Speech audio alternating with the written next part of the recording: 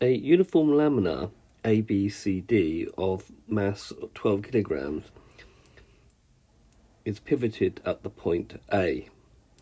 The lamina is held in equilibrium by a vertical force F acting at point C, as shown. Find the magnitude of the force F.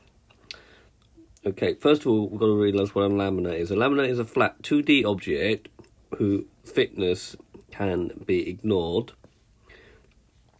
The centre of mass is the symmetrical centre of the rectangle. So, for example, if we draw that would be the centre of mass. You could also draw these in. This point here will be called the centre of mass. We can say that because we've got the word here, uniform. Right, if we use this idea, then we can say this is 2.5 metres and this is 1.5. 2.5 because it's half of 5, 1.5 because it's half of 3. And then we can use this to actually now find the force F. Okay, so what we've got here, the centre of mass, we've got a weight of 12 kilograms. Sorry, a mass of 12 kilograms with a weight of 12 G newtons. This is 5. And then what we can do is we can take moments about the point A.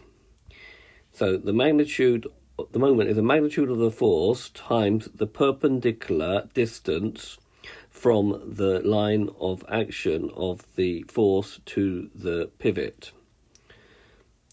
Okay, so these two are perpendicular to each other. So the system is in equilibrium, so no overall turning effect. That's important. So the anti-clockwise moments and the clockwise moments will balance each other out. So using that idea,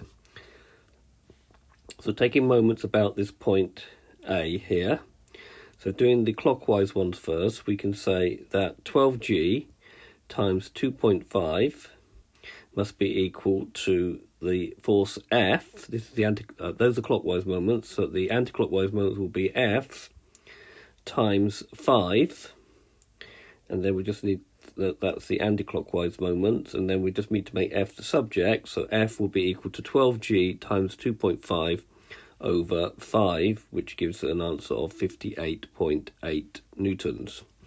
So this has been a video to show you how to find a force supporting a lamina in equilibrium. I hope you've understood, and I thank you very much for watching.